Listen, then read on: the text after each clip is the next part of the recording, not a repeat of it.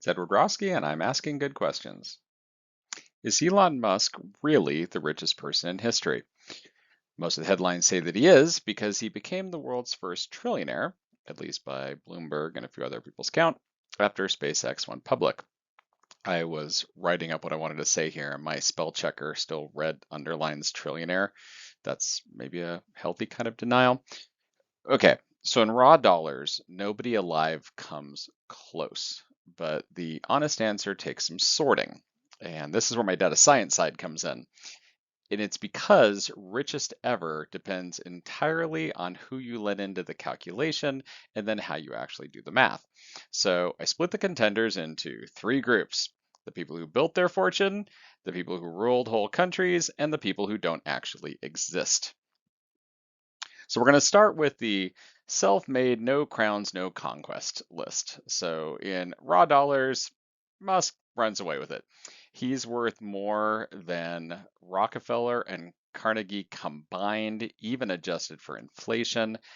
But a fortune only means something next to the economy around it, and that economy keeps growing. So you got to kind of look at the last column.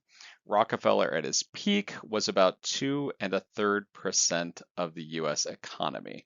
Musk is around 3% of US GDP, which does beat Rockefeller, but it's only 1% of the world, only 1% of the world GDP. So let's head back in time a bit, and it gets a bit weirder and wilder. So Jakob Fugger, who I had to go look up, is a banker in the 1500s, and he controlled something through various merchant routes, something like 2% of all of Europe. He personally bankrolled the election of a Holy Roman Empire.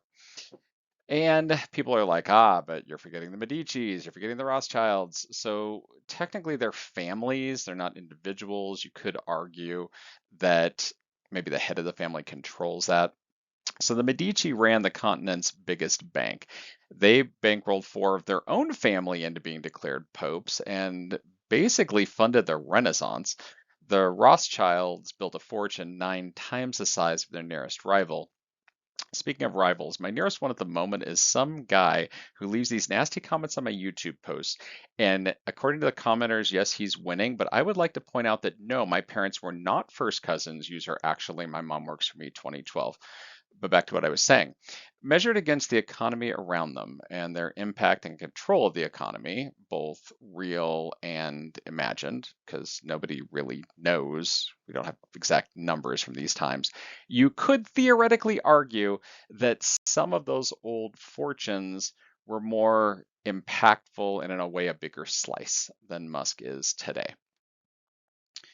But what about the people who didn't build their wealth so much as conquer/inherit it, and including a large portion of the planet? Augustus Caesar personally owned Egypt, according to various decrees, and Egypt was the breadbasket of Rome. The historian Ian Morris put his fortune around $4.5 trillion, so 4 times that of Musk, because Augustus controlled roughly a fifth of the entire Roman economy when Rome pretty much dominated everything. The Mughal Emperor Akbar ran an empire that was about a quarter of the whole world's output, which is a number that doesn't really convert to dollars, but to put it in perspective, in today's dollars, the global world's wealth is about 250 trillion. So if you could argue that 1/4 of that would make Akbar in control of roughly 63 trillion, so take that, Elon. But the world was smaller then, so it wasn't really 250 trillion. And yeah, moving on to the what I found to be a fascinating story of Mansa Musa. I went down a very deep Wikipedia rabbit hole on this one. So Mansa Musa of Mali, awesome, sounds like a superhero name. His wealth regularly gets filed under incalculable, and it's because he controlled pretty much all of the gold on the planet. Case in point, he took a single trip to Mecca and handed out so much gold that he crashed the price of gold across the Mediterranean for a decade. So, next to owning a portion of civilization itself, you could argue that $1 trillion doesn't look like much. And some of you are pointing out, Edward, you've forgotten some definitely human being people. that still are alive, like Tony Stark and Bruce Wayne. So let's go there. Okay, last group, the ones who don't exist except in stories. So for years, Forbes ran a very straight-faced, calculated rich list for fictional characters. They haven't updated it in like a decade, so I did a bunch of data science and I updated it all to $2026 and even found a couple of people that they didn't mention. They did actually have Santa on it for a couple of years, and then a bunch of children wrote in to point out, but Santa's real, so they dropped him from the list, so we're not going to include him in this analysis. Plus, they determined his wealth was infinite, so we're not going there. Okay, out of every billionaire ever ranked on the Forbes Fictional 15, including Tony Stark, Bruce Wayne, Doctor Doom, Daddy Warbucks, all of them, add them all up, converted to today's money, and you still don't reach one Elon Musk. He's worth about a dozen Scrooge McDucks, 14 of Smog, which is the dragon from The Hobbit, because he has a massive gold hoard.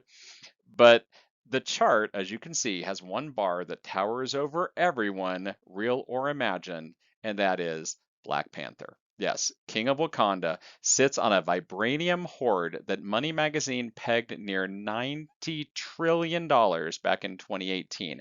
Updated to today's money, that's $120 trillion. He is worth more than 100 times Elon Musk. And I checked that twice, mostly to be sure I wasn't being pranked.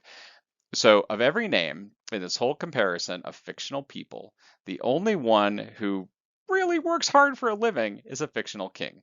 T'Challa runs a country by day, he fights crime at night, which is more than you can say for a dragon who just sleeps on his gold or a duck who just swims around in his gold. Musk is the first real trillionaire. And a fictional king slash superhero is still richer than he is, which just makes me really happy. Hashtag Wakanda forever. So who becomes the next trillionaire? Well, that's what I'm waiting to see because I would definitely watch. If you found this quick and helpful, please subscribe. But until next time, keep asking good questions.